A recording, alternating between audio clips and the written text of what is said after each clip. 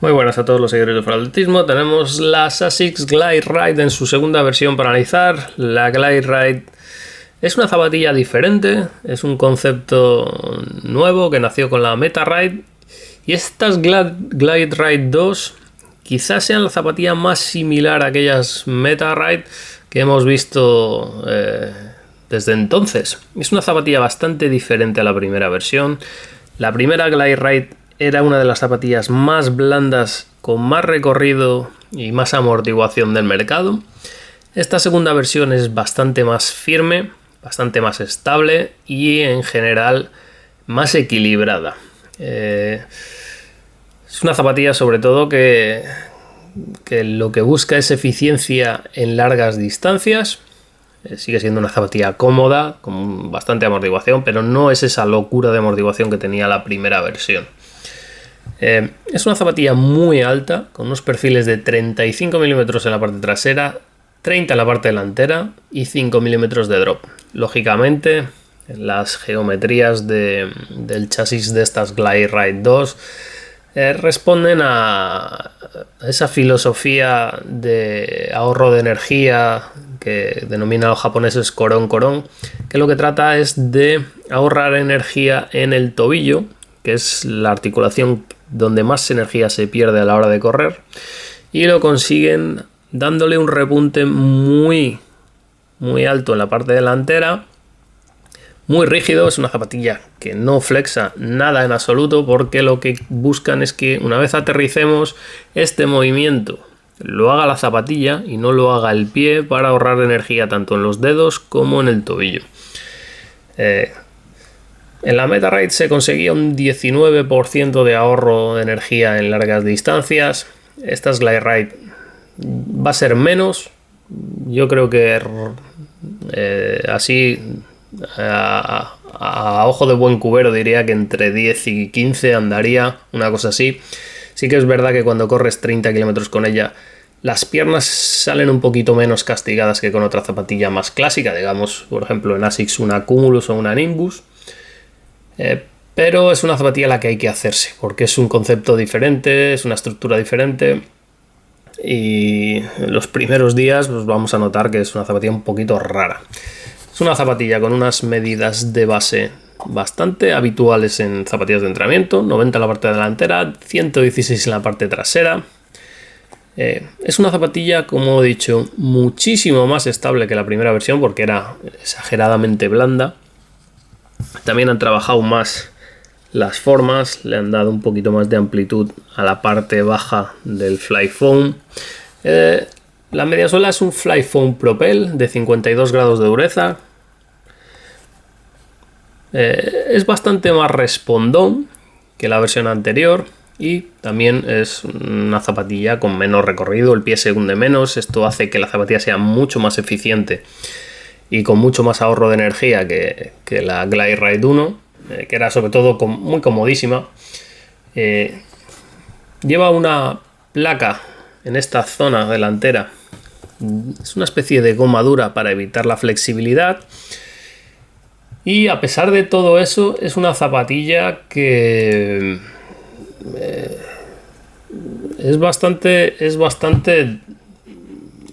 digamos ligera. Son 286 gramos en la talla 9 americana, que es la que se toma de referencia, y son 307 gramos en esta talla 10 americana. Para una zapatilla con tanto volumen, con tanta rigidez, es un dato de peso muy a tener en cuenta, porque está por debajo de la mayoría de zapatillas de entrenamiento actuales. El concepto de esta Glide Ride he dicho que es más equilibrada, porque lo que busca ASICS es que, al ser una zapatilla más firme, pues ganamos en eficiencia, en la rapidez de la transición, menos tiempo en contacto con el suelo. Tendones, sobre todo, articulaciones y músculos tienen que hacer menos esfuerzo para controlar la inestabilidad que se generaba con tanta amortiguación en la primera versión. También ayuda un poquito a que la curvatura, que el aterrizaje sea un poquito más adelantado que en zapatillas más clásicas, como he dicho antes, la Nimbus o la Cumulus. Es un drop de 5 milímetros. Como todas estas zapatillas, vamos a tender a notar un poquito el arco en la parte media. Es algo a lo que nos vamos a tener que acostumbrar. Se nota, no es exagerado ni es tremendamente molesto, pero es un cambio que si no habéis usado una zapatilla de estas curvadas tipo Hoka o similares, pues vais a tener que haceros, y es algo que es un proceso de un par de semanas, un par de días, dependiendo de la capacidad de adaptación que tengáis, pero al que os vais a hacer sobre todo de manera muy rápida, pues porque no tiene nada tremendamente, digamos, polarizante que pueda molestarnos mucho.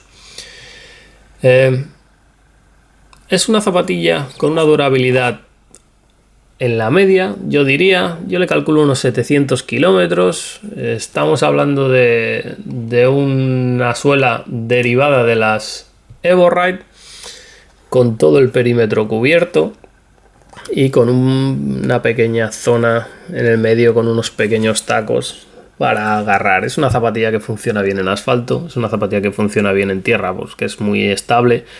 No es que tenga un agarre brutal, pero bueno, se defiende en general. Sí que es cierto que en tierra podemos pillar alguna piedrecita en esta zona, pero tampoco es ningún problema exagerado, y muchas veces no te enteras hasta que no acabas de correr que llevas una piedra ahí, porque con tanto volumen y con una dureza un poquito alta, pues no se nota la piedra.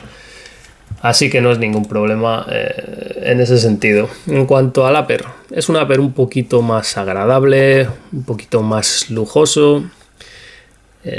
No es muy elaborado, digamos que es un engineered mesh de doble capa, una ventilación media, una estructura de termosellados, y es una estructura sobre todo fuerte en la parte media y trasera. Como veis, el volumen de cosas que pasan en la zapatilla es mucho más marcado en la zona trasera. Tiene un contrafuerte muy rígido en esta zona, con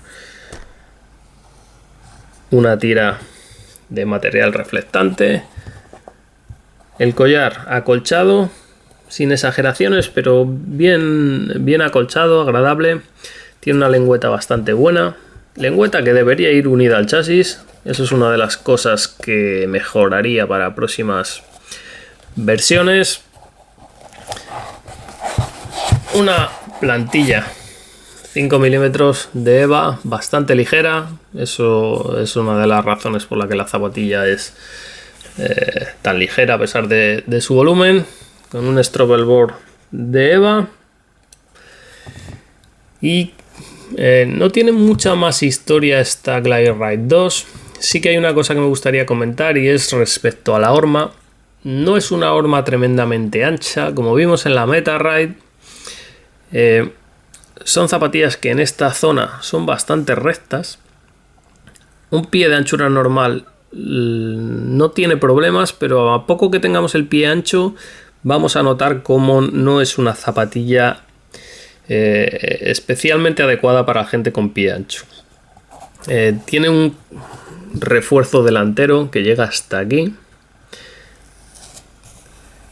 y hasta aquí, y eso limita un poco el espacio lateral que tiene la zapatilla. Le da mucha estructura en el antepié, pero limita un poco la capacidad de los dedos de extenderse, y si tenemos el pie un poco ancho puede hacer que no nos sintamos tan cómodos con este tipo de horma. Como digo, un concepto diferente.